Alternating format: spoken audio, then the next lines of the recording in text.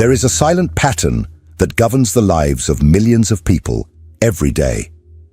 An invisible cycle, almost always imperceptible, that repeats itself in relationships, choices, failures, and even in the small frustrations of everyday life.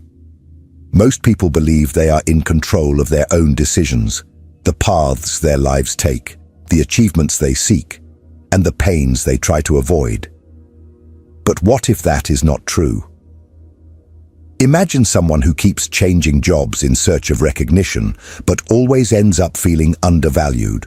Or someone who enters and exits relationships, yet continues to experience the same feelings of rejection, abandonment, betrayal. This person may even change the scenery, the people, the city, the environment, but somehow the conflicts remain. The pains repeat. The situations seem to reorganize to recreate exactly what they tried to leave behind. This repetition is not a coincidence. It is not bad luck, nor is it the fault of others. What is at stake here is something much deeper, a silent psychological structure, an uncomfortable truth that psychology has been revealing for over a century. A person's external life tends to faithfully mirror what is disorganized within them. But this revelation does not come easily. It requires courage, because facing this is to acknowledge that the suffering that repeats itself may have an internal origin. And there is nothing more uncomfortable than admitting that part of the chaos we face out there is, in fact, a reflection of what is happening in here. Most people prefer to believe that the problem lies with others, with the authoritarian boss, the cold partner, the unstable economy, the luck that never comes. And so they remain trapped in the same cycle, waiting for something to change outside, without realizing that nothing on the outside will change until something is transformed on the inside. Freud already suspected this when studying the compulsion to repeat, a phenomenon that led his patients to unknowingly recreate the same painful patterns from childhood in their adult lives. Decades later, cognitive psychology would show that our unconscious beliefs shape our perception of reality, sabotaging or filtering experiences selectively so that everything remains consistent with our worldview, even if that view is dysfunctional. But there is a concept that can stitch all these discoveries together. A principle so simple yet so profound that, when understood, forever changes the way we see our own existence. A principle that reveals why external changes often fail, and why so many feel trapped in a reality they do not desire, even while doing everything to escape it. This is the principle of the mirror. Throughout this video, we will explore what this principle really means. We will reveal how it operates silently in the background of your mind, influencing your decisions, your relationships, your failures, and even your achievements. You will understand why nothing in your life seems to change, and what really needs to change for everything to begin to transform. In 1920, Sigmund Freud published one of the most enigmatic and revolutionary texts of his entire work, Beyond the Pleasure Principle. In this study, he dared to challenge the central notion of psychoanalysis that human beings primarily seek to avoid pain and pursue pleasure. Freud realized that there was something darker at play in the human mind, a force that led his patients to repeatedly relive traumatic experiences, even when it clearly caused them suffering. He called this phenomenon the compulsion to repeat. But what does this mean in practice? People who were emotionally betrayed in childhood by important figures, such as neglectful or distant parents, end up unconsciously gravitating towards partners who recreate the same type of wound. Someone who grew up trying to please others to feel accepted may become, in adulthood, an eternal pleaser, always seeking external validation and paralyzed by a fear of rejection. Even when these individuals change their environment, jobs, or relationships, the pattern returns. The same plot with new characters, the same pain with new masks. Freud realized that these repetitions were not conscious or voluntary. They came from a deep place in the psyche, from the unconscious. It was as if there were an unresolved part within the person that demanded to be revisited through real life, as a failed attempt to repair something from the past. The wounded child within us does not disappear over time. It waits silently for a new chance to experience the same situation, but this time with a different outcome. The problem is that this almost never happens. What repeats is not just the setting, but also the script, and thus the trauma perpetuates. The compulsion to repeat is therefore one of the first signs that the external world is reflecting internal chaos. It is not a conscious choice, but an emotional programming shaped by past experiences. It is the unconscious trying to complete an unfinished story, only to end up condemning the subject to indefinitely relive the same suffering. Have you ever wondered why certain types of people always seem to appear in your life? Or why certain situations, even when avoided, keep happening? Perhaps you thought it was bad luck or coincidence. But from Freud's perspective, this is not chance. It is structure. And as long as this psychic structure remains unchanged, the pattern will continue to manifest in the external world, like an insistent mirror, reflecting the same unresolved pains. This is the first level of what we call the mirror principle. The reality you live in, no matter how unfair or painful it seems, may just be mirroring the unconscious programs you carry. And the most dangerous part is that, while this remains in the dark, your mind will keep creating experiences that confirm the same narrative, because that is what it understands as familiar, as safe as you. In the next part, we will reveal how the mental schemes created by your mind function as lenses that distort everything you see, and why changing your external reality is futile if these schemes remain intact. If you want to understand why your life seems stuck in an invisible loop, you need to understand how your mind is programmed to keep you exactly where you are. If this content is making sense to you, click the subscribe button and subscribe to the channel. Thank you for your support. The human mind is a powerful machine, but it is also a predictable machine. It seeks patterns, interprets signals, anticipates threats, and tries at all costs to maintain internal coherence. And this is exactly what often makes you see life not as it is, but as you believe it to be. Aaron Beck, one of the most influential names in modern psychology, dedicated decades of his life to studying how our thoughts shape our emotions, behaviors, and above all, our perception of reality. While observing patients with depression, Beck noticed something profoundly revealing. These people were not just sad. They lived in an alternative mental universe, governed by negative, distorted, and automatic thought patterns, what he called cognitive schemas. But what are these schemas?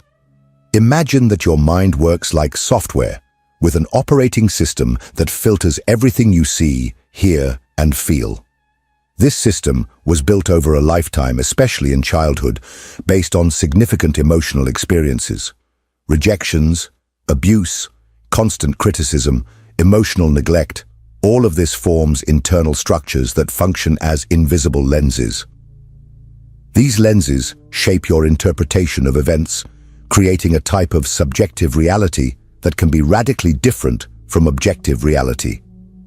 For example, someone with an activated rejection schema tends to interpret a simple silence as a sign of abandonment. An unanswered message becomes confirmation that no one cares. Constructive criticism is seen as humiliation.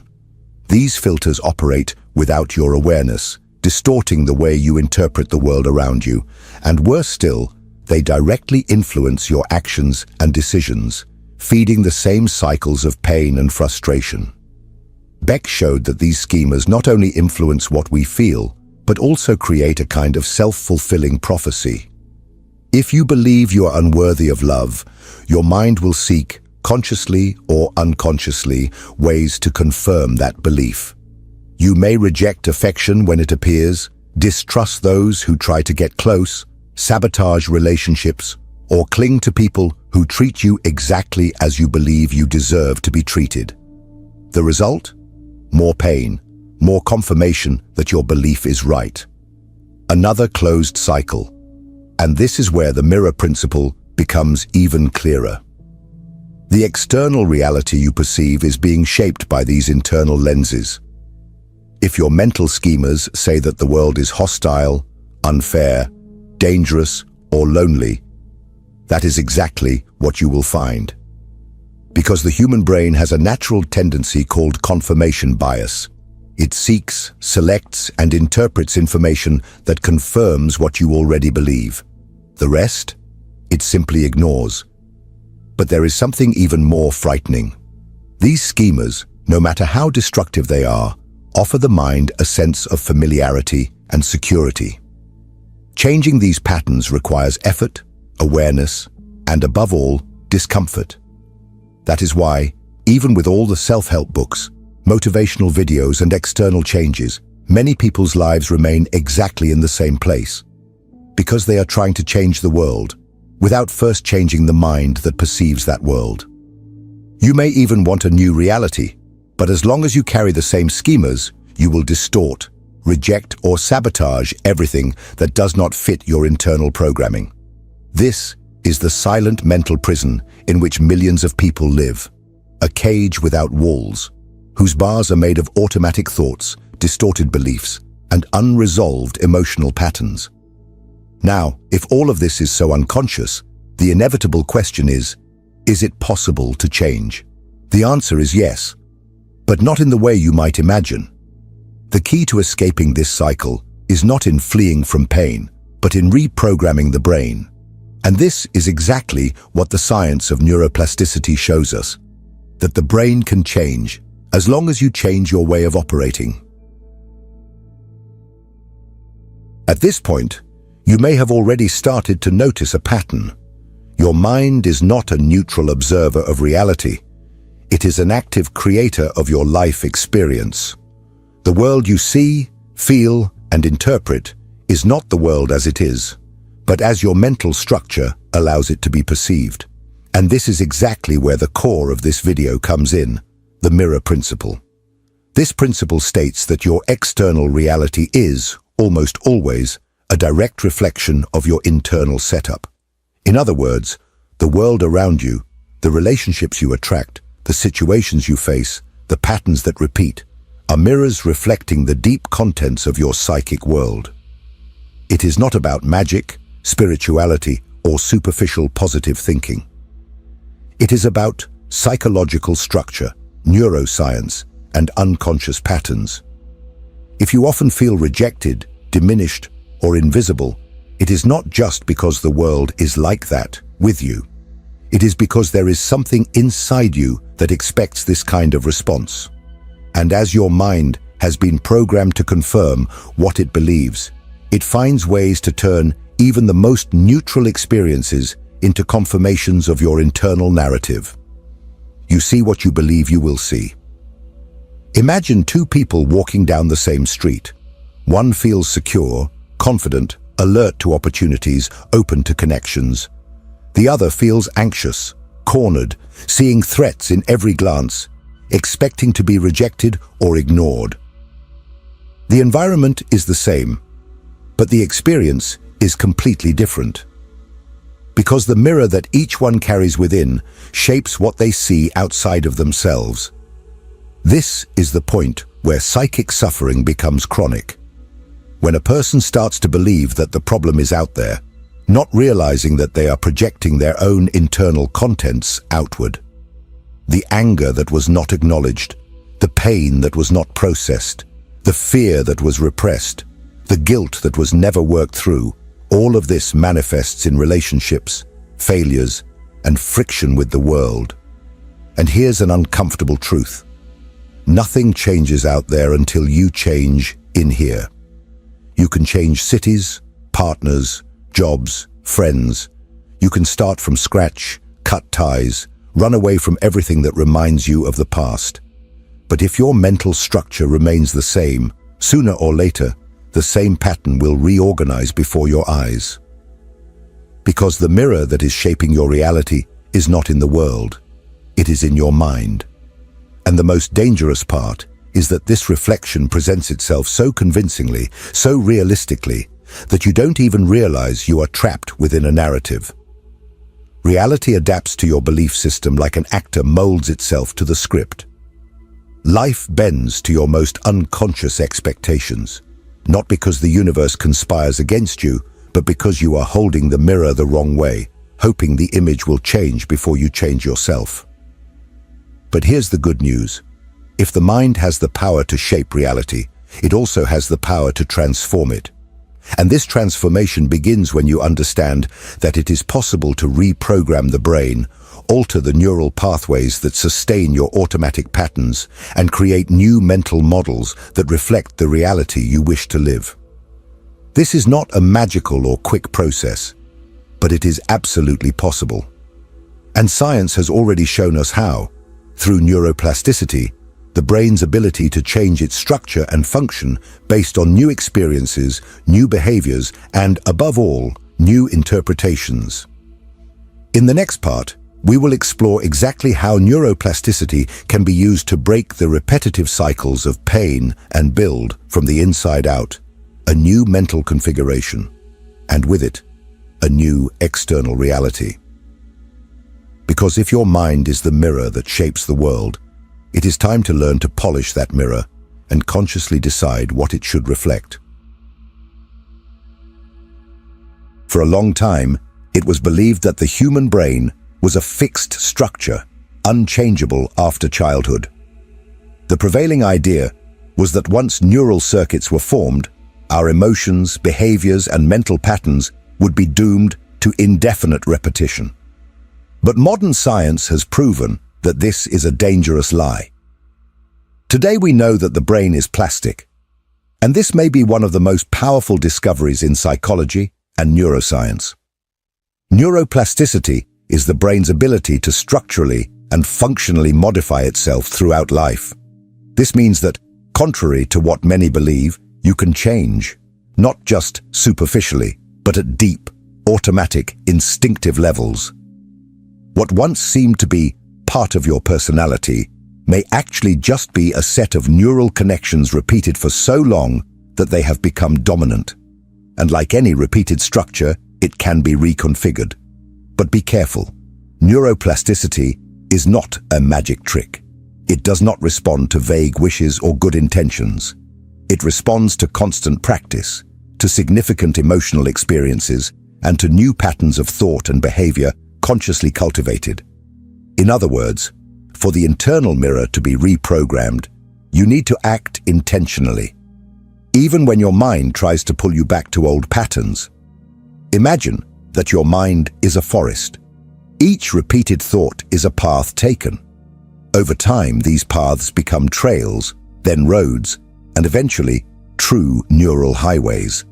They become the automatic routes your mind follows, even without realizing it. Thoughts like, "No one values me," "Everything goes wrong for me," "I am not enough," become these easy, comfortable, familiar routes, no matter how destructive they may be. Now imagine trying to create a new path in the middle of this forest. At first, it is difficult. You need to cut branches, dodge obstacles, clear space where there was no trail before. It is uncomfortable. It takes time. But if you persist, if you return to this new path regularly, it begins to solidify. The underbrush stops growing there. The ground settles. And the old path, which once seemed so strong, begins to disappear from lack of use. This is the process of mental reprogramming. This is how you change the automatic reflexes of your mind. And for this, there are concrete practices: questioning distorted thoughts, cognitive restructuring, mindfulness techniques, self-observation exercises, therapeutic writing, visualizations, gradual exposure to new emotional experiences. Each of these practices activates new connections, stimulates dormant brain regions, and above all, weakens the old circuits responsible for patterns of suffering. But perhaps the most important aspect of neuroplasticity is this: the brain does not distinguish between reality and vivid imagination. Neuroimaging studies have shown that when imagining an experience with emotional intensity, the same areas of the brain activate as if that experience were actually happening. This means that visualizing a new behavior, a new emotional response, a new version of yourself, frequently in detail with emotion, can literally sculpt new neural pathways in your brain. The problem is that if you do not use this capacity consciously, it will be used against you. Neuroplasticity also strengthens negative patterns when you feed them daily with toxic thoughts, constant self-criticism, ruminations about the past, or exposure to destructive environments and relationships. The brain does not judge, it simply repeats what you feed it. Therefore, the great challenge is not just to understand that the internal mirror can be altered, but to take responsibility for this process. Changing requires stepping out of autopilot. It requires awareness, discipline, discomfort. But the result is non-negotiable. A new internal structure that inevitably begins to reflect in the external world. Because sooner or later, the reality out there begins to bend to the new frequency you are emitting from within. But there is still a subtle trap on this path. A common mistake that almost everyone makes: trying to change the external life before changing the mind. Changing homes, cities, partners, careers.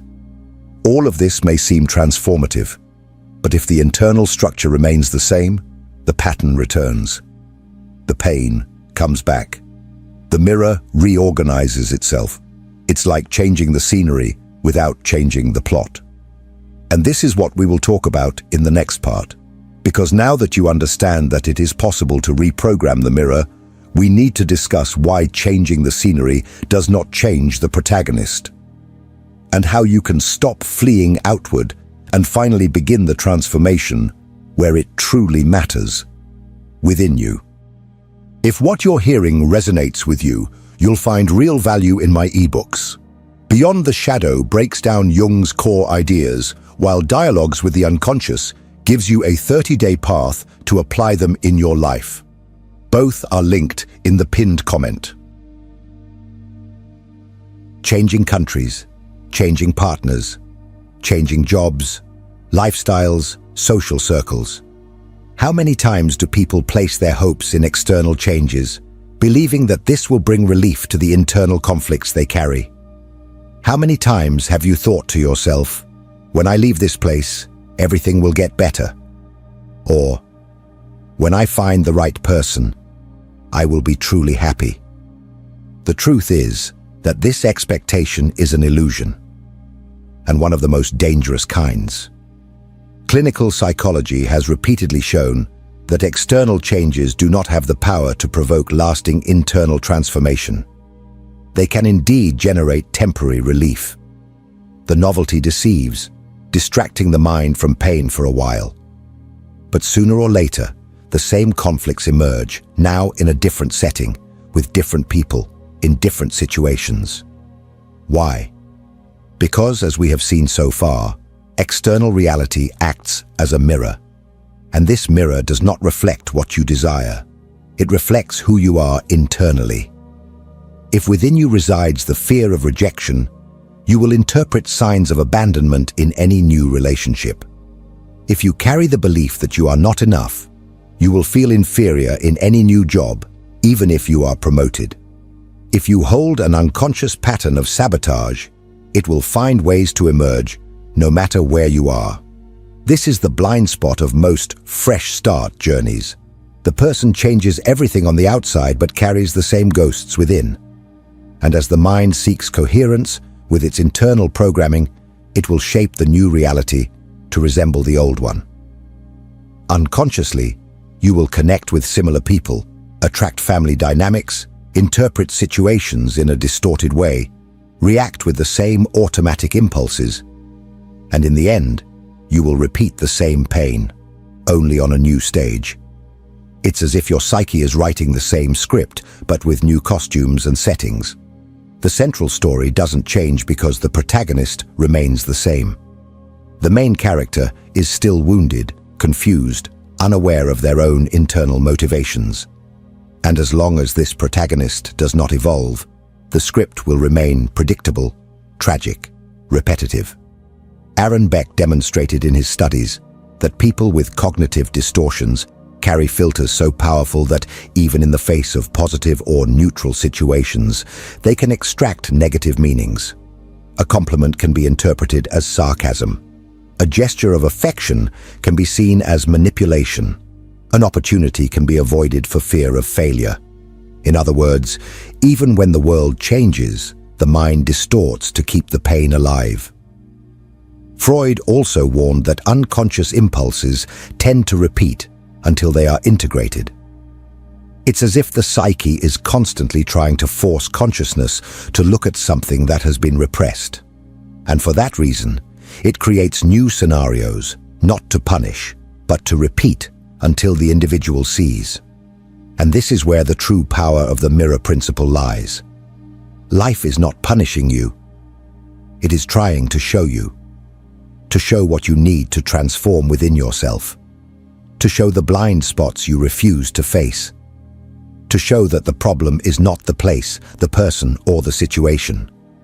The problem and the solution lie in how you respond internally to all of this. True transformation does not happen when you flee from a reality that hurts you.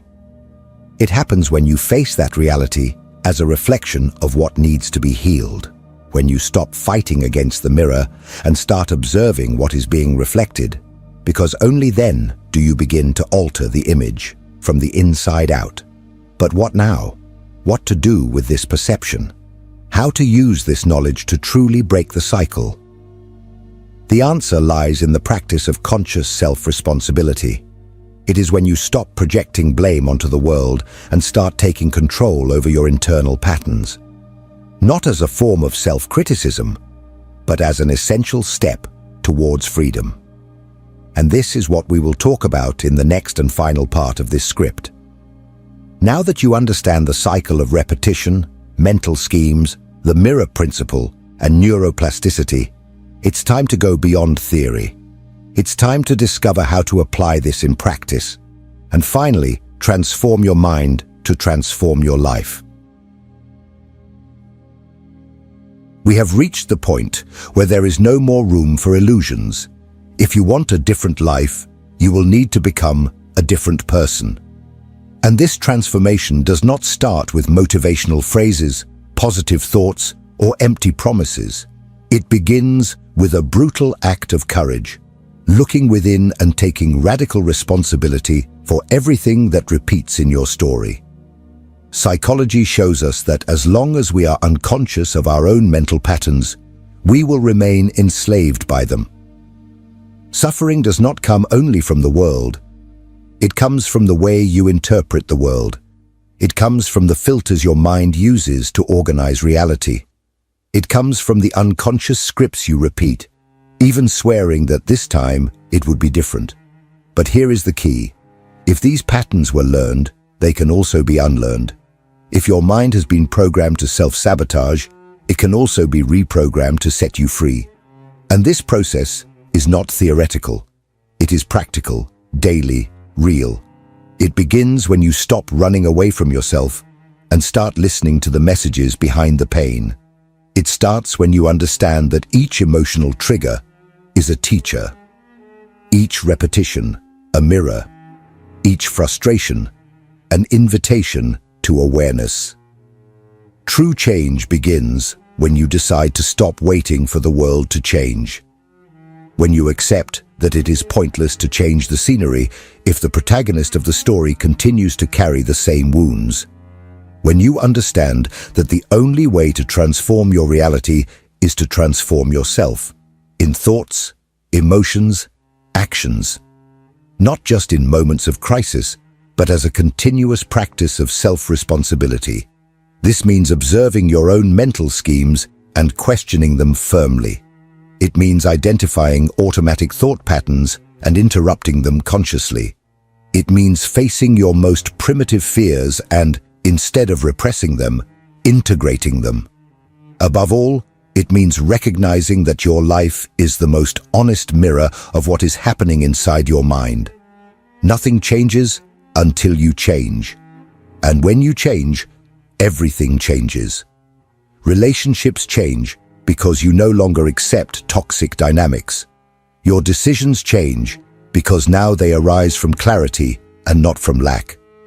Your reactions change because you are no longer reacting based on past pains. Your presence changes because you no longer carry the emotional baggage that once suffocated you. The world changes, not because it transformed magically, but because now you have become a new lens through which reality manifests. But be careful. This is not a destination. It is a practice, a choice that needs to be made every day. You need to observe yourself. Question, reflect, reprogram, fail, start over. There is no true transformation without confronting your own shadow, without mental and emotional discipline, without conscious and repeated action. And this starts now. So tell me, what pattern are you ready to break? Comment below. It doesn't matter if it's something small or deep. Writing this is an act of awareness, and awareness is the first step to change. And if this video awakened something in you, if any part of it resonated within you, don't stop here. Watch the next video. It is essential to continue this journey. Because the path of transformation is not made of a single step. It is a crossing, and you don't have to cross it alone.